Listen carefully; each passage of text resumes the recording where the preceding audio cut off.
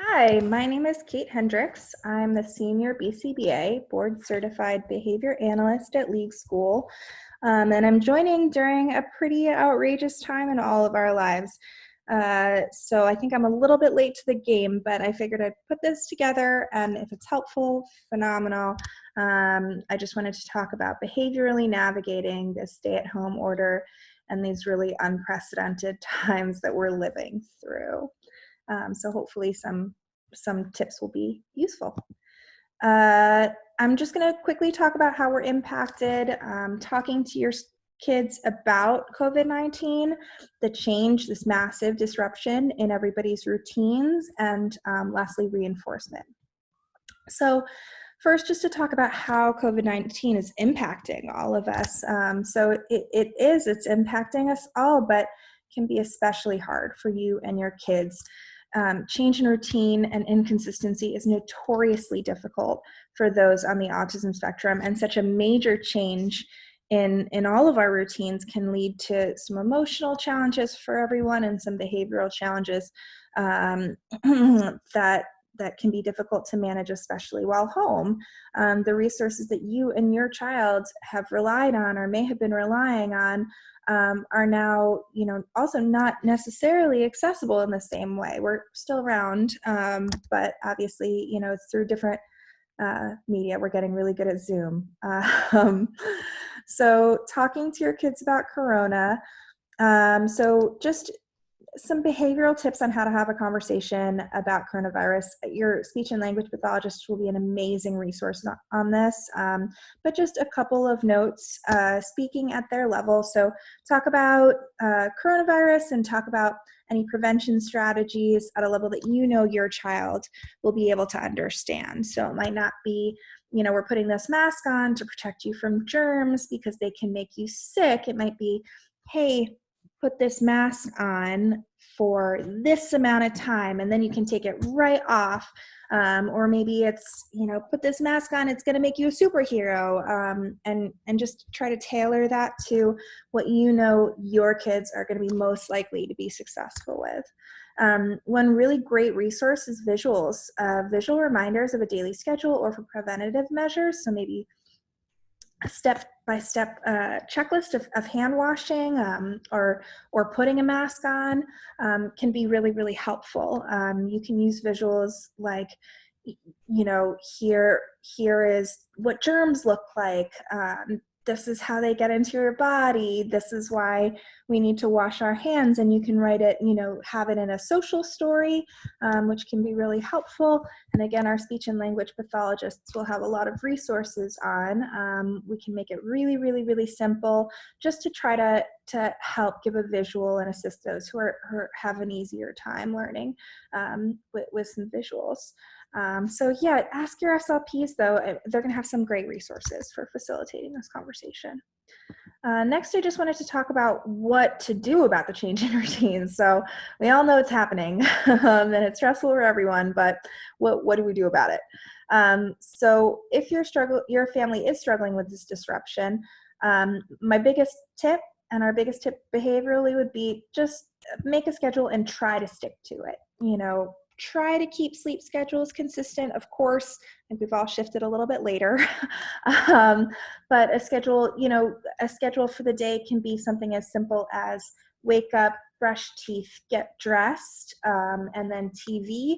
And it can just be a couple of steps. It can be a full day schedule of some structured activities. And this is another kind of tip here is doing some structured activities and then alternating them with some downtime. So those structured activities could be board games, art projects, schoolwork. We are doing these Zoom sessions. That's a great structured activity plus downtime. And that downtime looks different for every one of our kids. So it might be being by themselves in their room. It might be hanging out on a screen.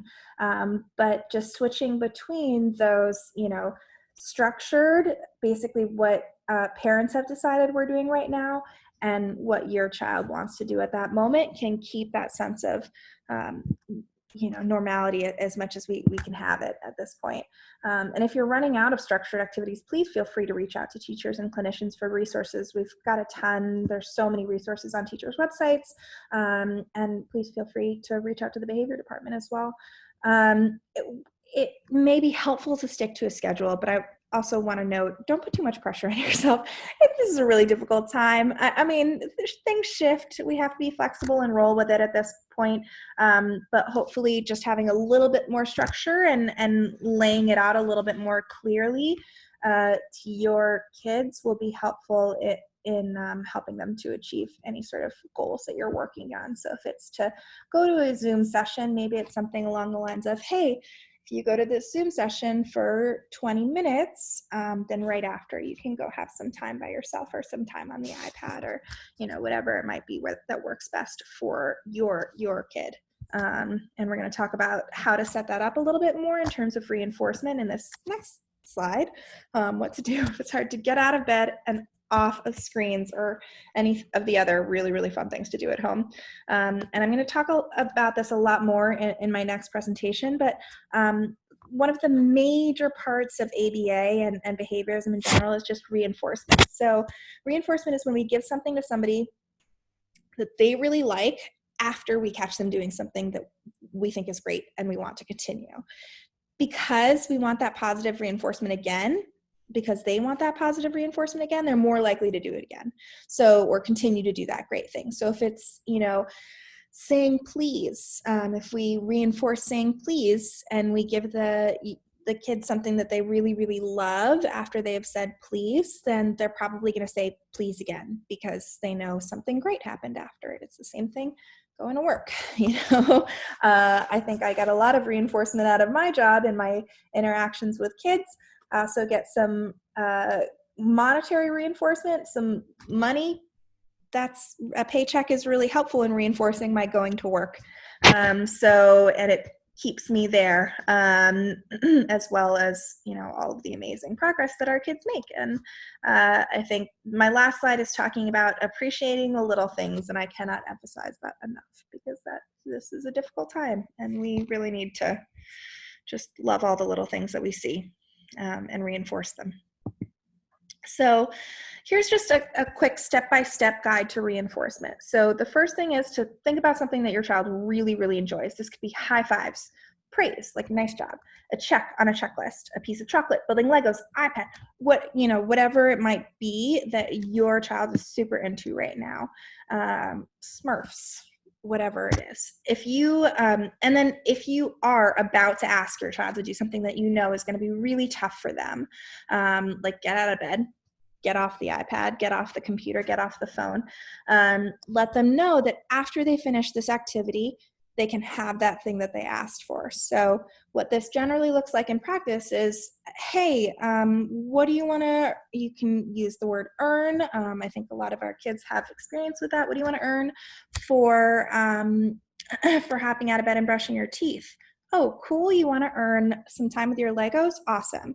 So first, why don't you go brush your teeth and then you can get Legos after. So once they do that thing, once they've brushed their teeth, give them those Legos. That is fair game for them. And so you can use this to help set up those structured activities, because it's all well and good to say, structure their day, but without reinforcement, that's probably going to be really difficult to achieve. So before you ask your child to do a Zoom session that they might not be particularly, it's history's not really their thing, keep in mind that we can bring up those reinforcers beforehand, and that is really important. So they know in their head that, hey, there is an end point to what we're doing that I don't particularly love, and then we always follow through with giving them that reinforcer at the end. And then just every once in a while, it's really important to just reinforce as a surprise for things that the kids do well, even if it's something small like saying please, or helping to clean up, or sharing with a sibling. Reinforcing, even if they're great at that, reinforcing that every once in a while is so important to keep them doing those great things that we want to see them do more. And then give yourself a reinforcer for all your hard work. Go ahead, eat some quarantine snacks, watch Tiger King. I hear there are new episodes, and it's crazy. So those are just some real basics on reinforcement. But I'm posting another presentation on reinforcement that is a little bit more in depth. So feel free to check that out. That'll be on the teacher's website, and I'll also post a video of that on YouTube. And then lastly, I just wanted to say, celebrate the small stuff. Notice and try to appreciate all of the small successes and gains day to day. They might not be huge leaps and bounds, but every little win right now is a big one. So I wish you all the best, stay healthy, and thank you so much for taking the time to listen. Have a good one. If I can turn this video off.